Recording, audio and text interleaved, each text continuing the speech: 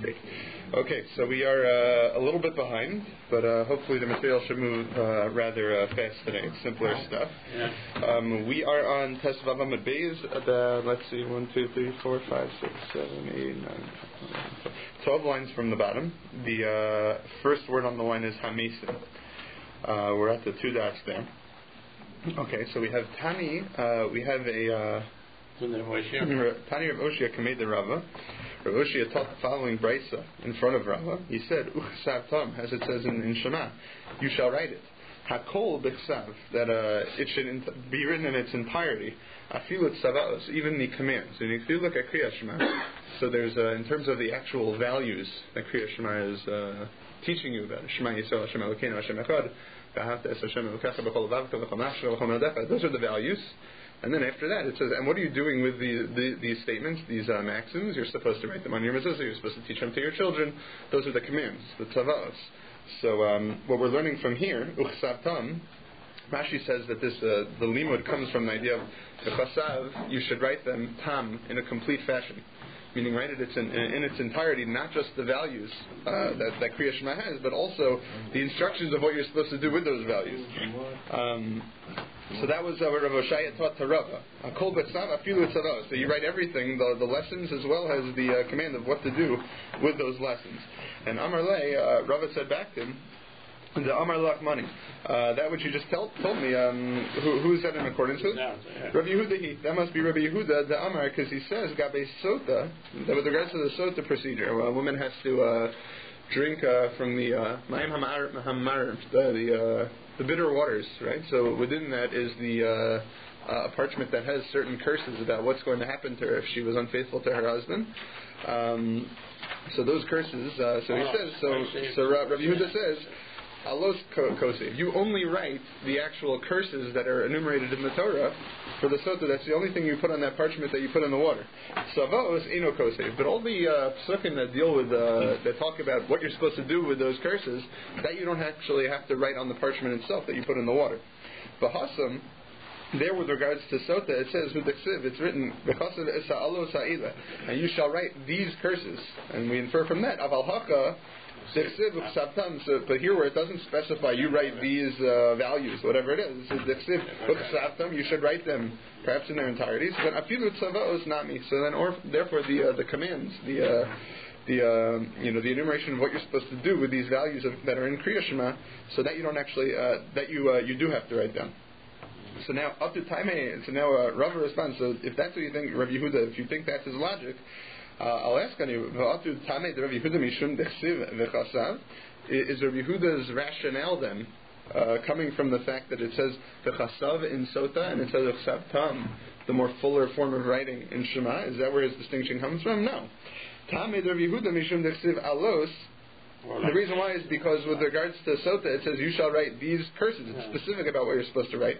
Alosin, you're supposed to write the curses. Savos lo, but not the actual commands with regards to the what you do with those alos. So it's meaning with regards to Kriya Shema, it's not that uchsav tam is a word that in and of itself implies that you write everything. What it should be is rather it's that in Sota they get more specific as to what you're supposed to write, and in Shema you go with the default because there's no specifics given. So uchsav tam, you're supposed to write the entire paragraph, but it has nothing to do with the word uchsav tam per se. But now we say, no, itztrich, you do need the word uchsav tam to teach you this idea. It would have exited my mind to say, I would have thought to say, nilav kasiva mehasam. I would have thought to make a gezerah shava, connect the word kasiva in Sota to the word kasiva in Kriya Shema. Ma hasam alos in savaos lo. Well, what am I supposed to learn from Sota? That I write the curses, but not the actual commands of what to do with those curses. So afacha, I would have thought to extrapolate from there into the laws of Kriya Shema, that nami tzavaos lo, that also with Kriya Shema, I also don't have to write the commands of what I'm supposed to do with the values of Kriya Shema. So kasav rachmana uchasav tam. So therefore, the Torah goes out of its way to write, you shall write them afilu tzavaos. Don't think in your mind that this is in any way parallel to Sota. You're supposed to write everything, including the commands. Okay. So ultimately, Rabbi Yehuda's logic, it does require the word uchsav tam to teach this idea. It has to go against what you may have thought to learn from the Parsha of Sota. When we say uchsav tam, that's al mezuzot, that's for everybody. When you say with katav, that's only for the Kohen. Sorry? When we're talking about the katav, like, when the Kohen writing on a piece of paper, Right. so he said the katav, that's only the Kohen writing. Right, there's different audiences that are being described. And the other ones have done, we're talking about mezuzos, like for everybody. Right, but we would have thought, nevertheless, even though you're dealing with different audiences and really different parshas being written, I would have thought I could learn from one idea to the other. Whatever apply Gemara should apply. Right, it's true. You're dealing with a different audience. You're dealing with a very different kind of writing that we're dealing with. But nevertheless, I would have thought to learn from one idea to the next. So we had to go out of our way to teach you that that's not the case here. Okay. Tani Rav Avadia Kamei the Rava. Rav Avadia taught the following brayso in front of Rava. So that seems to be the theme here. People teaching things to Rava and Rava's commentary on them. He says, V'limadtem. You shall teach them. Also in Kriya Shema. Sheyehei limudecha tam. That your teaching should be pure. And what does that mean? It should be perfect. Sheyitain rivuach bein hadavekim. That you should leave space in Reva. That you should leave space in between the parts that are more connected. What does that mean exactly? Ani Rava Basrei, Rava said in response to that, in explanation of that brayso is, Kagon, for example, Al Livavecha. You should make sure that word doesn't get slurred into one word. Don't say Al Livavecha. And if you look at an art scroll sitter, for Kriya Shema, they have lines in between a number of words. The reason why they do that is so that you know that you have to make sure that you have to make it very clear that there's a... And begin with the same letter. Right, that you don't slur these words into one, which you could have a tendency to do based on the way they're pronounced. And then now we're going to go through a whole list of other words where this comes up. Al levavchem, bechol levavecha, bechol levavchem, isev b'sadacha. There it might be a little bit more complicated because one has a dagesh, one doesn't. They don't sound exactly the same. The isev b'sadacha.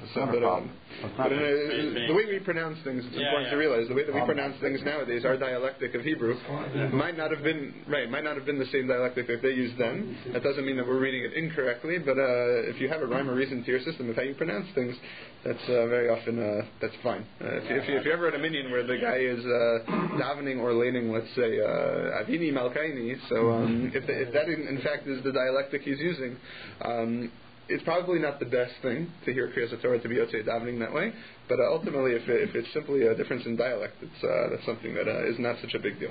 Okay. Vavadtem mehira. That's another example of where you have to make sure that gap is there. Hakanaf tasil.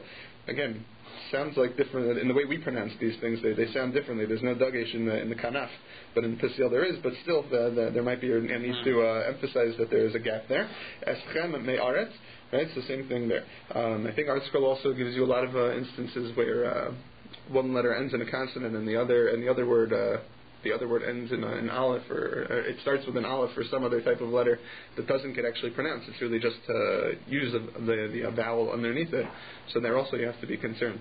That can also, you could have a tendency to slur those words. But anyways, that's what Rava says. Those are all examples of things where you have to make sure that there's revach bein adveikim, that there's space in between the two words that have a tendency to get stuck together. Amar Rav Chama b'Rabbi Chanina. Rav Chama said in the name of Rabbi Chanina, Kol hakori Kriya Shema umedaktik b'osi osea. Anybody that reads Kriya Shema and is careful about the letters, he makes sure that he pronounces everything in a sharp way. Mitzanin in lo Gehenim. The fires of Gehenim are cooled for him. Shenemar, as it says, this is a pasuk from. What do we have? This is pasuk from the Hillim. Okay, Befares. So I think this is in general in context. This is referring to the evil kings, evil empires that are in Yerushalayim, that are in Israel at the time. So we're talking about Yemos HaMashiach. That what's going to happen? Befares Shakai Malachim Ba. When God scatters those kings within Israel, meaning they get scrambled up, they no longer have their authority. So Tashleg Bitzalmon. Those that were living in darkness, the oppressed people that were living in it, the oppressed Jews living in Israel, they're going to be whitened. They're going to feel cleansed and at ease. So al tikre befaresh. Don't read it as when God scatters. Ela befaresh. When it is pronounced.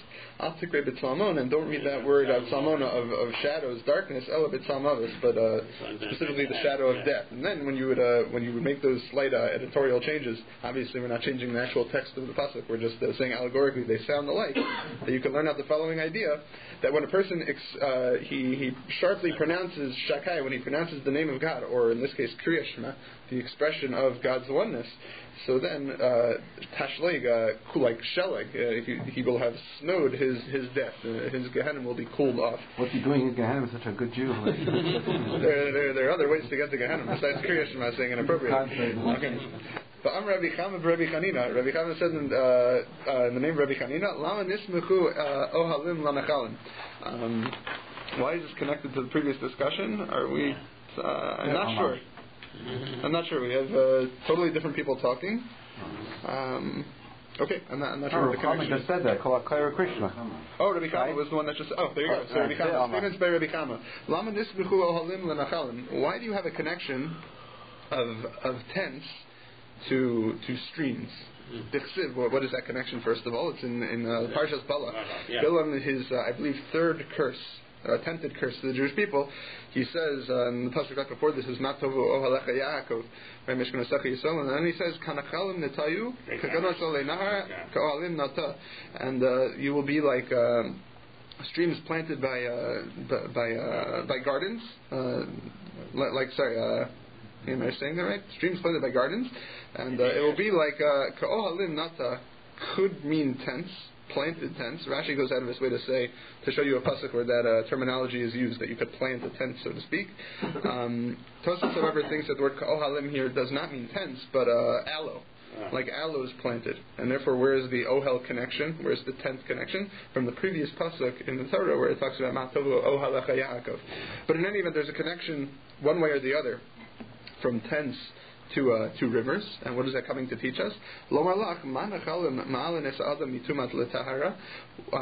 is the just like rivers or streams of water, they will purify a person who has impurity on him. It will make him tahar. Similarly, tents, they bring a person from a state of being culpable, responsible, of being in trouble for their sins. It brings them to a kaf where they're going to now be in God's favor.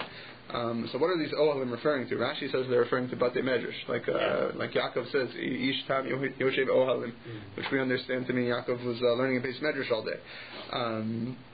One could certainly argue, I think, ohel could also mean proper family life. It's the Gemara doesn't go out of its way to explain what ohel actually is meant to signify. So you can take that in a number of directions. Okay. Next brisa, hakrela mafreya lo yatsa, or not a brisa. This is a quote back from our Mishnah earlier. If you read things out of order, you are not Yotzei Kriya Shema. Rabbi Ami and Rabbi Asi have the last line. Right? No, this is right. Okay, right. Then the Mishnah fades into the next statement of the Mishnah. Right. That's why we have a v'chulei here, etc.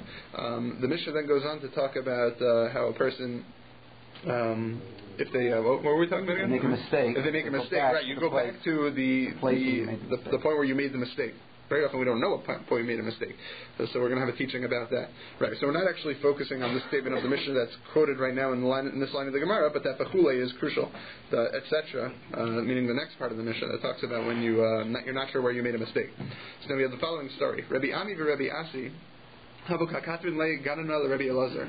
Rabbi Ami and Rabbi Asi, they were friends apparently of Rabbi Elazar. Rabbi Elazar was having a wedding, so they were tying together his chuppah. They were getting things ready.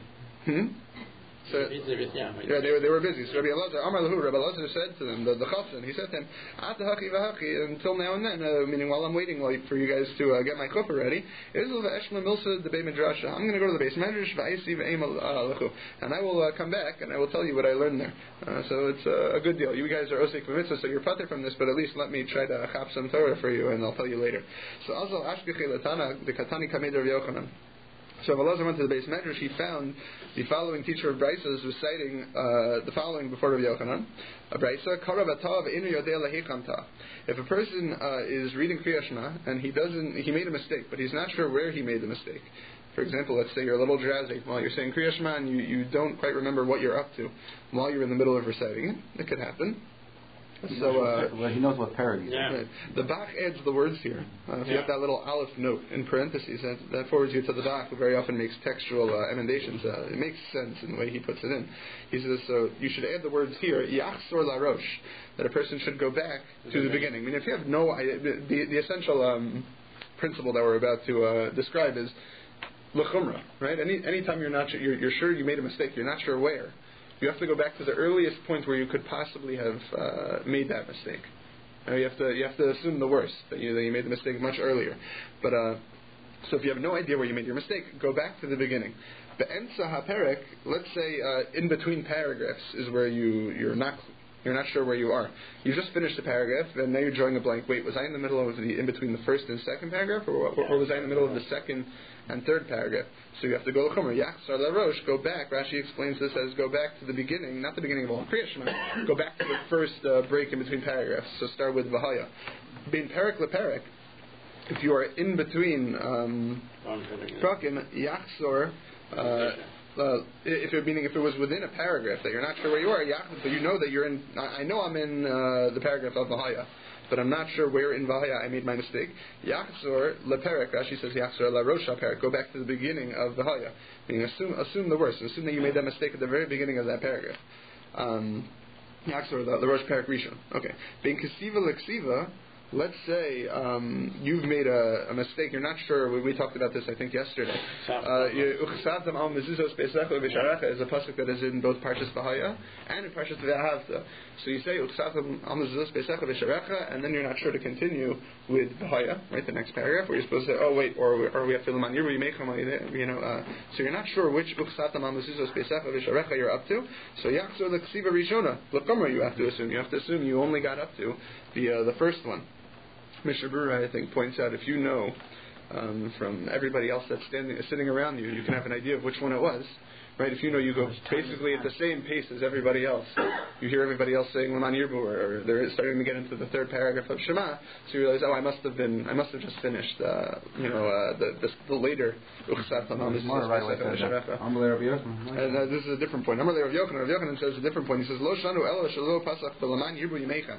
He says, we only learned this law of assume the worst, right? If you didn't automatically instinctually say Laman Yirbu yimeicha right after that Uchsat Laman Mezuzos Pesach. But if you instinctually just went to those words, your habit grabbed you, and that's why you went forward. Meaning, trust your instincts. If you automatically went towards Laman Yirbu, you must have just finished the second and you don't have to assume the worst. So that was the end of that teaching. Asav Amar Lahu, Rabbi Ezra came back to his friends that were in the middle of tying down the chuppah. He told them over this teaching. Amar Ulei, they said to him, if we had only come just to hear this teaching, that would be enough. Meaning they were so appreciative of this story. They said, forget the benefits we're going to get of doing a favor for our friend. The fact that we got this is certainly a reward enough for our efforts in preparing your chuppah for you. Okay. Let's say you are a worker. It's very important when a person is a worker, we're assuming a worker for a set amount of time, meaning that his boss hired him for, let's say, to work from in between 4 a.m. to 10 a.m., let's say. And there is no implicit assumption in there at all that the boss is giving them any break time. So then the halachos actually they very much respect that boss's demand that there be no breaks. And there are certain religious obligations that we would otherwise have that are going to be dropped because we have a responsibility towards our bosses. Mr. Yosef goes at length about this. He says, if we're going to prevent you from doing certain mitzvahs, kal v'chomer, we should not be, when we're working on somebody else's dime, to waste any time, playing solitaire or something. He doesn't say solitaire, but something like that. But the idea here is that we're going to talk about what leniencies a person has if he's in the middle of working. It should be noted that nowadays there is more of an implicit assumption that when you're hired for time, that breaks are a part of that time within reason. So then you may have more leeway here. But we're talking in a time where the bosses were much more demanding. So if you're dealing with workers, let's say they're up in a tree, they're picking fruit for their boss, so they can say Kriya Shema on top of the tree, even though they're standing in, let's say, a more dangerous place where they're very easily distracted, trying to keep their balance, or if they're on top of a large wall, then they could also say Kriya Shema there. However, that is not something which they have permission for with regards to Shemona Esrei. When it comes time to daven Shemona Esrei, we'll see if there's any Haterim in there, but they have to come down from the tree, they have to come down from the wall. there's perhaps a greater level of concentration required for Shemona Esrei that we don't trust the person will be able to achieve while standing on a tree, while standing on a wall. And the boss allows them to come down, they're wasting time. So there are certain things where we say even if the boss would prefer that that's not the case, certain things that the rabbi said, even if this wasn't implicit in your agreement, we're saying that you have to allow your workers to come down to say Shemona Esrei. Okay. Chassan patur mikriya Shema laila harishona. If you have a groom, he's just getting married. So on the first night of his marriage, so he is patur from Kriya Shema. And he has that patur, it continues all the way until Motzei Shabbos, until Saturday night, if he has not done the deed of having his first act of intercourse with his wife. We're going to analyze more about what that's about. We're assuming, as the Gemara in Kesuvos says, that people get married on Wednesday nights.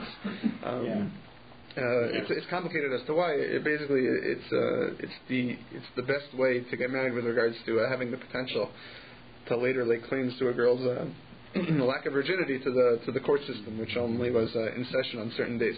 Anyways, so you have from Wednesday night essentially to Saturday night that you have this patur from Kriya Shema until the point where you haven't done the action of Bia Rishona.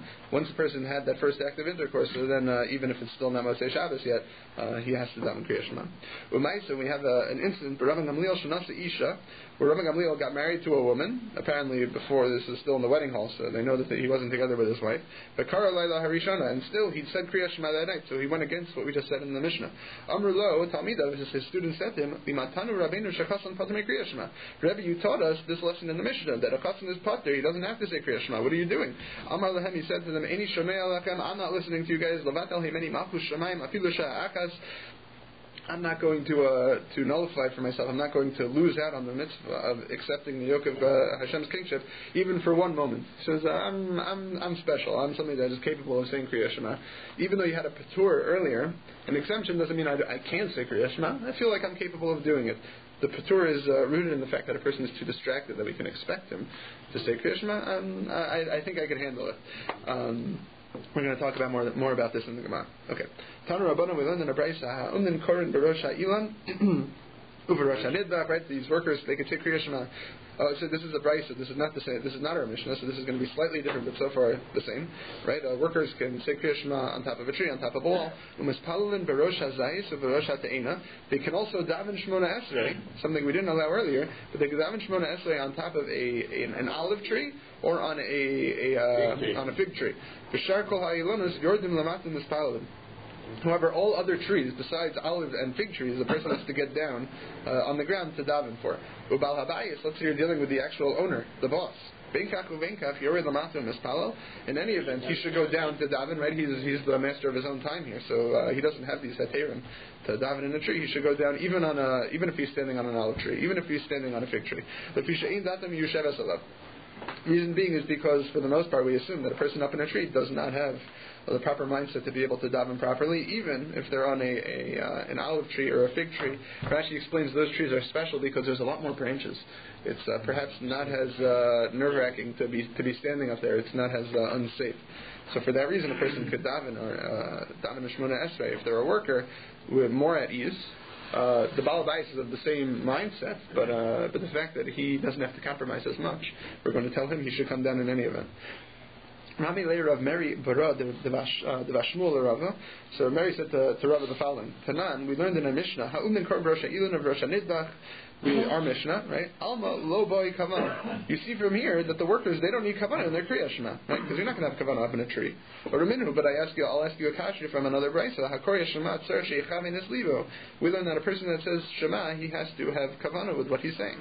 Shenamar, as it says, Shema Yisrael. Listen attentively, O Israel. Ulalanhu Omer, and it says later on, Haskes Shema Yisrael. This is a pasuk we mentioned yesterday. Incline your ear, listen carefully, Israel. Mal halan b'haskes, just like earlier, just like in this pasuk, Shema is connected to haskes. Listen attentively. Afkan b'haskes. So Shema Yisrael must be said with a certain degree of concentration as well. So how do you make sense of this? Why are the workers allowed to say Kriya Shema on a tree if they can't have proper kavanah? So Ishtik, Rav at first was quiet. He thought about it. Amar Lei eventually piped up and said, Mimi Shemiya Lach Baha. Have you heard anything about this? He's speaking to Rav Mary. Rav Mary, it's a good question. Did you hear any answers? Amar Lei, he said to him, Haki Amar Rav Sheshis. This is how Rav Sheshis resolved the two. that a person is this is a person who is stopping from his work and is reading. The heter that we have for a person to say Kriya Shema while up in a tree is only when they're not continuing to pick figs, to pick olives, or whatever fruit tree that we're dealing with. That's considered apparently enough kavanah. It's true, you're not going to be so at ease because you're worried about falling, but at least if you're not actually engaged in your malacha at that point, so we assume that you can say Kriya Shema appropriately. Whereas the demand that you have to say Kriya Shema with kavanah is a demand that doesn't go that far to say that you can't even be up in a tree. Behatanya. We'll ask on this, but we learned in a brayso. Beis Hillel Omer, Beis Hillel says as follows: Oskim b'malachtan v'koren. He says that a person can even be engaged in his work while saying Kriya Shema, which goes against what Rav Sheshes just said, who said you have to stop working. You could stay up in the tree, but you have to stop working to say Kriya Shema. So we answer Lo Kasha. It's not a contradiction. Haba Perak Rishon, Haba Perak Sheni. One is in the first paragraph. In the first paragraph, you have to stop what you're doing. You can still be in the tree, but you have to stop what you're doing to say Kriya Shema with enough concentration. And in the second paragraph of Vahaya, so then we're a little bit more relaxed, and you can even continue with your work. Perhaps you should continue with your work while saying Parshas Vahaya. The Yoseph mitzvah, while you're doing a mitzvah, you can keep davening. Why do we say patim in a mitzvah? This, I don't know if we would necessarily qualify. It's not so clear that you can say I'm working as a mitzvah. No, when you're doing in a mitzvah, you say patim in a mitzvah, something else. Why are you patim out of the mitzvah? While you're doing the mitzvah, you could let's say you patim from that. Oh, Esher l'kayim shneim, if you could do both. While you're doing it, you don't have to stop, according to Beis Hillel. Okay, and therefore? So why are you patim from the other mitzvah? Why can't you do both of them? So this is a situation where we're discussing, can you do both of them? It might be that you're not really accomplishing anything with Kriya Shema if you don't have kavanah. So we have to discuss exactly what constitutes doing the mitzvah. And we would assume, based on what Beis Hillel said, for the second paragraph, you're considered doing the mitzvah. So therefore, you can do the mitzvah of saying Vahaya while you're still picking apples, whatever it is. Tanu Rabbanan. We learn in a brayso, Ha'poalim shayu osin malacha itzal bal habayis. You have workers by their boss. Korin Kriya Shema u'mamarchen lefaneo la'acharel. They say Kriya Shema. They say the Berachos Kriya Shema before and after it. The Ochlin Pitam. They eat lunch. U'mamarchen lefaneo la'acharel. They say Berachas Hamazon. U'mispalulin tefillah shel shmona esrei. They daven a shmona esrei. Haval, but here's where we get Haterim. Haval in Yordan lefnei Hateva. They shouldn't actually go down towards the Amud. Back then the Chazan stood towards the bottom. He shouldn't go to minyan. He certainly shouldn't be the chazan where he'll perhaps have more pressure to, I guess, dictate the pace and, have to stay till the end of davening. And they also don't engage in, they should not make efforts to go find somebody to do Berachos Kohanim for, or maybe even to get Berachos Kohanim, because that's also going to take more time. It's unnecessary when the person has the pressure of getting back to work. So that's one brayso. Vehatanya, but we learned another brayso. So the person shouldn't daven a full Shmona Esrei. He should daven the abridged Shmona Esrei. A couple of weeks ago we talked about the Shmona Esrei of Havinenu, right? That there's the middle request brachos of Shmona Esrei. Those middle 12 or 13 in our day. Those middle 13 can be abridged into a bracha called Havinenu. Later on in the Masechta, you'll learn more about the details of what seasons of the year you would be allowed to say that. Perhaps what conditions you could say it. It's fallen out of practice. For good reasons. But in any event, you have a brayso here that says that a worker should say the abridged version. So it's a contradiction to the previous brayso, which sounds like it's saying say a full Shmona Esrei. So Amar Rav Sheshes said, Lo Kashya, not a problem. Hani Rabbi Gamliel, Ha Rabbi Yoshua. One is according to Rabbi Gamliel, the other is according who says you should say a full Shmona Esrei. The other is Rabbi Yoshua, who says a short one. We have a Mishnah later on in the Masechta that will elaborate on Havinenu issues, so that's where you'll see that machlokas. But then we say, Rabbi Yoshua, my Irei Po'alim. But if it's Rabbi Yoshua seems to say you could say a short Shmona Esrei whether you're a worker or not. So why would this brayso specify that workers have this heter? Afilu kol adam nami, anybody could do it. Ela idi ve'idi Rabbi Gamliel. Rather, right, what you must say is that Rabbi Gamliel is the author of both. Below kasha, there's no difficulty. Kan ba'osin biskaran. One is when they're doing their work for payment, and Rashi says payment plus being fed while they're working. Whereas the other workers are the ones that are only working for their daily meal. In other words, the less you're being paid, the less leeway you have to fulfill your religious duties. Right? The more you're being paid, am I getting that right? Does that make sense? The less you're being paid, the more rights you have religiously, right? Because if you're not getting paid, at least you should be doing certain mitzvahs in a better fashion. Whereas if you're getting paid more, that's more pressure, I guess, towards working for the Baal Habayis. So we're saying Rabbi Gamliel would say if you're working to get paid and you're getting a meal, you should say in a bridge Shemona essay. If you are working just for a meal, so then we'll give you more of a break. You could say full Shemona essay. But we learned in a Brayso. Sorry, this is not. But we learned in a Brayso, and we learned in a Brayso an idea that supports this distinction of whether you get paid or whether you don't get paid. You have workers that are working for a boss. Korin Kriya Shema. They say Kriya Shema. Umispalelin. They daven apparently a full Shemona essay. But Oakland Pitan. They eat their meal. Ve'in mevarkan lefanea. They do not make bracha rishona. Very interesting. And when they bench afterwards, the brachos that they say after they're eating, they only say 2 brachos. The halakha, we paskin this way, so to speak, but like we mentioned earlier, the context in which these halachas apply is very limited. It doesn't really happen too often nowadays. But Kate said, how do you do this? How do you say only a 2 brachas hamazon? Brachas hamazon we know is 4 brachas. So bracha rishona ketikuna. You say the first bracha of brachas harzan regularly. Shnia pasek beverchas haaretz v'cholulin bonei Yerushalayim beverchas haaretz. And you say the second bracha of Nodeh Lecha Hashem Elokeinu, and you somehow fit the bracha of Uvenei Yerushalayim and Nachem together with that when you make it into a combination. The 4th bracha is only the Rabbanim, and the rabbis pastored you from that in this situation. But in any event, the Medvar Mamurim, what was the context in which we gave you the following guidelines? But Osin Biskarn, when you're getting paid. Aval Osin Bisudasan, but if you're working just to get your meal, or Shahaya Balabayas Meisav Iman, or if you're getting paid, but the Balabayas is sitting and eating lunch with you, so he's certainly more chilled out about things. Mavarakin Kitikuna, then you say a Berachos Hamazon in its entirety, and here again you have that distinction being made, whereas if you're getting paid entirely, meaning if you're not getting paid entirely, if you're working for a suda, you'll have perhaps more heter. I wouldn't say heter. You have more obligations religiously to fulfill. Okay. Chassan pater me kriya shema. Back to that statement in the Mishnah that a chassan does not have to say kriya shema on his from when he gets married until he does bia rishona, or at least until Moshe Shabbos. So Tana Rabbana, we learned in a Brayso, b'shivtecha b'veisecha, when you are sitting in your house, prat la'osek b'mitzvah, that is coming to exclude one that is involved in a mitzvah that they're patur from saying kriya shema. Uvelachtecha b'derech, and when you are walking on your way, prat l'chasan, that's coming to exclude a chasan. That's our Mishnah's ruling, and it comes from that pasuk.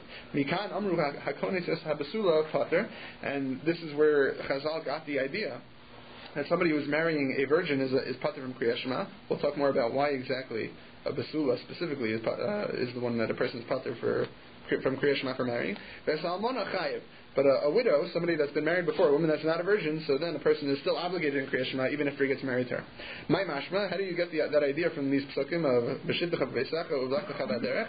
Amar Rav Papa.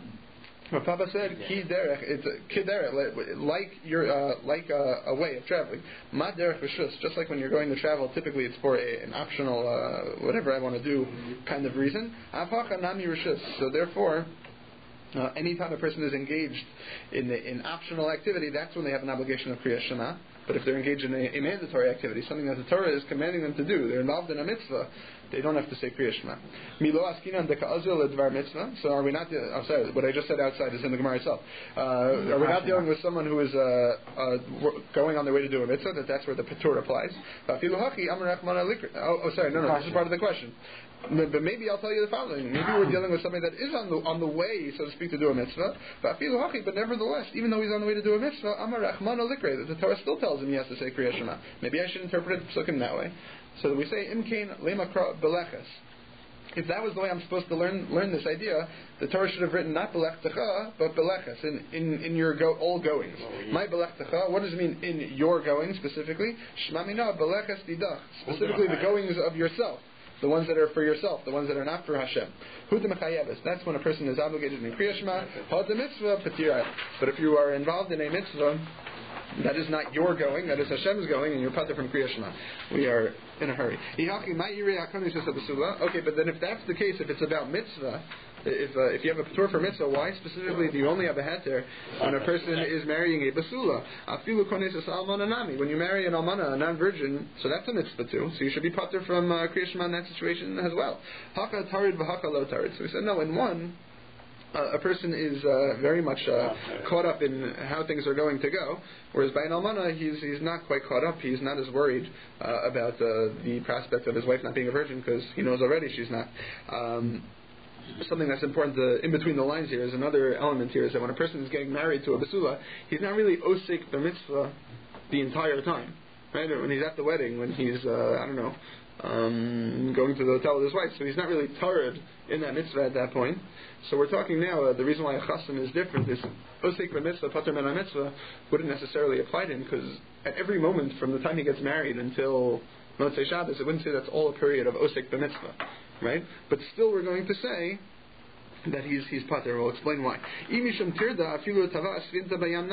But if it's completely reliant on the fact that a person is worried, he's preoccupied with something, then somebody whose ship drowns, who suffered a tremendous financial loss, he should also be pater from Kriya Shema.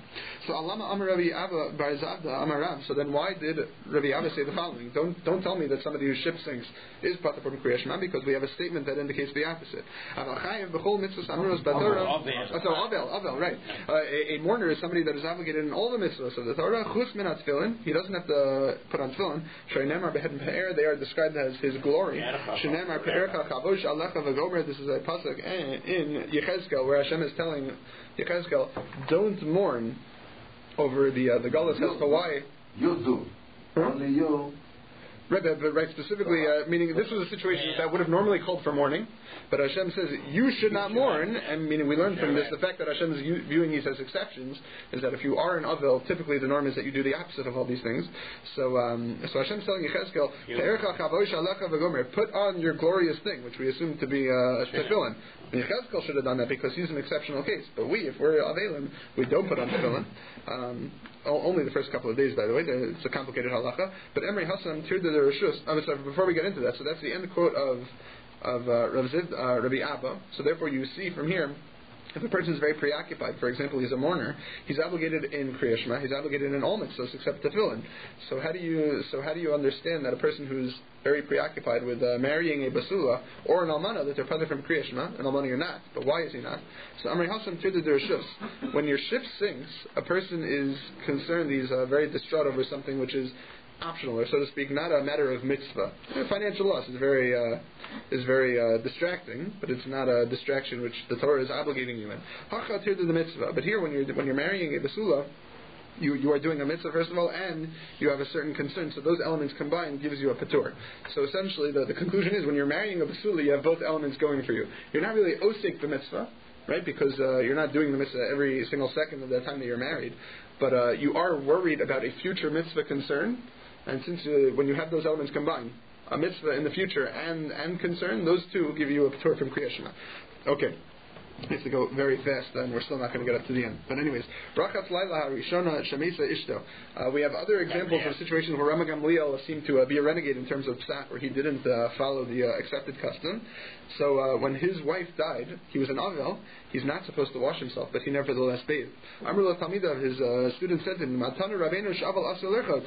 You told us an Avel should not be bathing himself. Amar Lahem, he said to them, I'm not like other people. Istinisani, I am a very particular person that's a heter that we will invoke many in our day where we're very into personal hygiene, much more than they were back then. That perhaps we'll have that heter. But Rabbi Gamliel is saying, I'm an istinus. The restriction for not bathing was for your average person. I'm not like my average. I'm very finicky. I need to make sure I'm clean, otherwise I'm very distracted.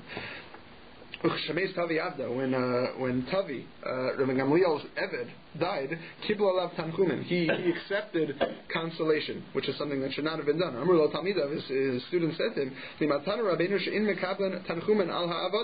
You taught us, Rabbi, that we're not supposed to accept consolation for the loss of Avadim. So why exactly? Tosfos says it's because of Yuchsin issues. If there's excessive mourning over an Eved, there's reason to believe, people will start thinking that this Eved was not an Eved, that he was a full-fledged Jew, and that's going to cause all sorts of genealogy problems. You get an indication from the Gemara that we're going to see further on, is that there also seems to be some kind of attitude that we're not supposed to care about Avadim as much as Jews.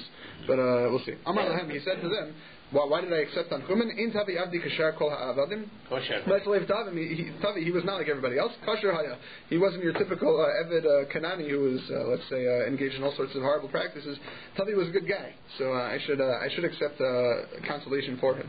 Chasan Imrotze Lekros Kriya Shema Laila Harishon. One more ruling, this is not a story anymore. If a chassan wants to say Kriya Shema on the first night of his marriage, before he actually does the mitzvah of Bia Rishona with his wife, he can read it. And Shimon ben Gamliel however says, Lo kol harotze litol es Hashem litol, don't be such a Baal Gaiva, not anybody that wants to take the mantle of being such a Anav or Chassid, that I could even have concentration when on the night of my marriage. You shouldn't take that title for yourself. Don't say Kriya Shema. Lahalacha, we say a chassan should say Kriya Shema for a very interesting reason. I think Tosfos says somewhere, not on this daf, but that was back then when people in general had kavanah for Kriya Shema, and so when they were getting married, they didn't. So don't be such a Baal Gaiva and say, oh look, even I could have kavanah over my Kriya Shema on the night I get married. Tosfos says, Bisman hazeh, nobody has kavanah for Kriya Shema, and if you were to not say it, you'd make it sound like, oh, the rest of the year I do have kavanah, today I don't, so you should say Kriya Shema.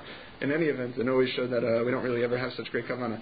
We are very far behind. I don't know what I'm going to tell Rabbi Karapkin or Rabbi Torchina for Shabbos. So let's try to, we have 5 more minutes, but I'll try to still finish a little early, but let's do as much as we can.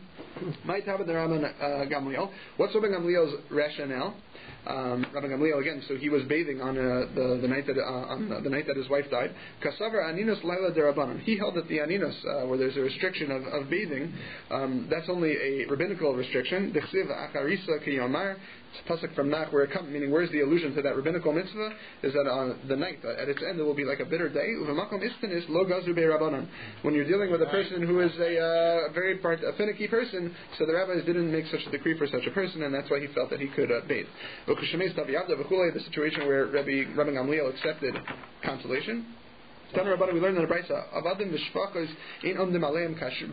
when a slave or a maidservant dies, you don't do the lineup at the graveside and say Hamakom Menachem. You don't do that Nicham Avelim. Ve'eino Memalei Birchas Avelim v'Tanchumei Avelim. You don't say Hamakom Menachem. Birchas Avelim is something that they used to do back then. Some type of whole complicated bracha procedure. We don't do that anymore nowadays at all. But you wouldn't have done that for an Eved even back then. Ma'isa u'Ma'isa shechasal Rabbi Eliezer. A story where Rabbi Eliezer, his maidservant, died. Nichnasu Talmidav le'Nachamel. His students were coming after him to give him consolation. Kivin Shira Osam, since he saw them doing that, they were about to do this, and he didn't want them to. It's after. He went upstairs to his attic to hide. They chased after him. They were a little bit oblivious to why he was leaving. He went to the hallway. He went to a different room of the house. They chased after him again.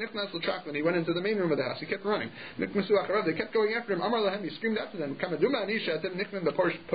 I thought you guys would have been burned with lukewarm water, so to speak. I thought you would have gotten the message by seeing me run away once.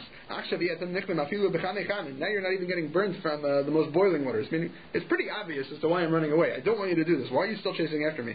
Did I not teach to you? Did I not teach you that you're not supposed to give any kind of you're not supposed to do anything for me when I lose an Eved or a Shivcha? Rather, what should you say to such a person who loses an Eved?